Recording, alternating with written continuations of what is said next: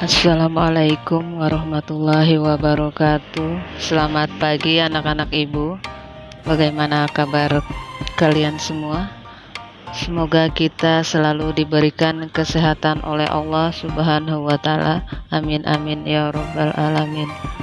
Alhamdulillah, hari ini kita kembali berjumpa dan bisa belajar walaupun masih dalam kondisi seperti ini, tapi kita harus tetap semangat ya anak-anak. Hari ini kita sampai pada materi bab yang ketiga, yaitu tata cara bersuci. Sebelum pelajaran dimulai, kalian persiapkan peralatan untuk belajar hari ini. Seperti biasa, sebelum kita belajar, terlebih dahulu kita berdoa bersama. Bismillahirrahmanirrahim. Raditu billahi robba wa bil islami dina wa bi muhammadin nabiyya wa rasula. Rabbi zidni ilman warzuqni fahman walhamdulillahi rabbil alamin. Materi kita pada pertemuan kali ini adalah tentang bersuci atau tahorah. Yang akan dibahas di sini adalah pengertian tahorah. Adapun arti dari taharah menurut bahasa bersuci atau bersih, sedangkan menurut istilah taharah artinya menghilangkan hadas, najis, dan kotoran dari tubuh yang menyebabkan tidak sahnya ibadah sholat dan ibadah lainnya menggunakan air atau tanah yang bersih, misalnya mandi wajib, wudhu, dan tayamum.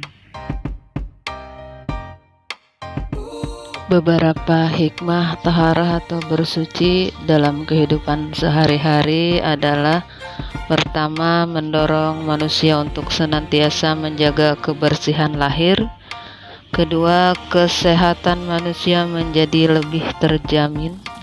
Ketiga, memotivasi manusia untuk menjaga kebersihan lingkungan. Dan keempat, menjaga manusia untuk senantiasa bersih hatinya.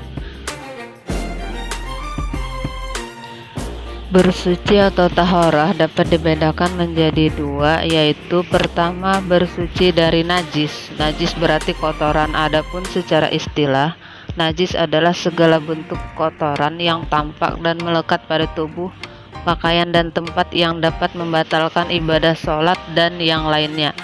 Kedua, bersuci dari hadas merupakan keadaan di mana seseorang dinyatakan sedang tidak suci, sehingga ibadah tertentu menjadi tidak sah jika dilaksanakan, kecuali setelah ia bersuci. Najis dapat dikelompokkan menjadi tiga, yaitu najis mukhaffafah atau najis ringan, misalnya air kencing anak laki-laki. Adapun cara membersihkannya cukup dengan memercikan air pada benda yang terkena najis. Yang kedua, najis mutawasithah atau najis sedang, misalnya air kencing, tinja, darah, nanah, dan lain-lain. Dan cara membersihkannya dengan mengalirkan air di atas benda yang terkena najis sampai bersih. Ketiga, najis mughaladzah atau najis berat, misalnya air liur anjing atau babi. Adapun cara membersihkannya, kita harus membersihkan dengan air 7 kali sampai bersih, dan yang paling akhir dicampur dengan air yang suci atau air tanah. Taharah atau bersuci dapat kita lakukan dengan mandi, wudhu, dan tayamum.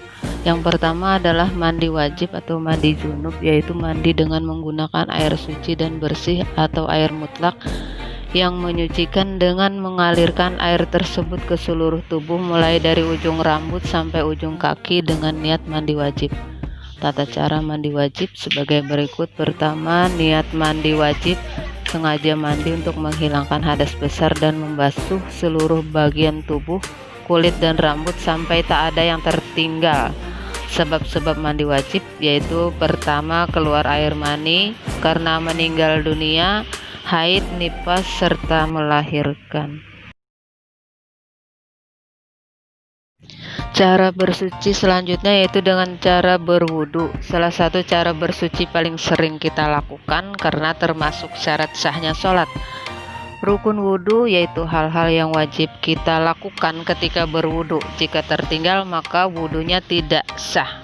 Rukun wudhu ada 6, ya. Yang pertama niat, kedua membasuh muka, ketiga membasuh tangan sampai siku, keempat mengusap sebagian kepala, kelima membasuh kedua kaki sampai mata kaki, dan keenam tertib. Sunnah wudhu yaitu hal-hal yang jika dilakukan mendapat pahala dan jika tidak dilakukan tidak berdosa. Adapun hal-hal yang disunahkan dalam wudhu adalah sebagai berikut. Pertama, membasuh telapak tangan sampai pergelangan tangan dan menyela-nyela jari, kemudian berkumur-kumur. Ketiga, menghirup air dari hidung dan menyemprotkannya kembali. Terus mendahulukan tubuh bagian kanan dari yang kiri, kemudian mengusap kedua daun telinga.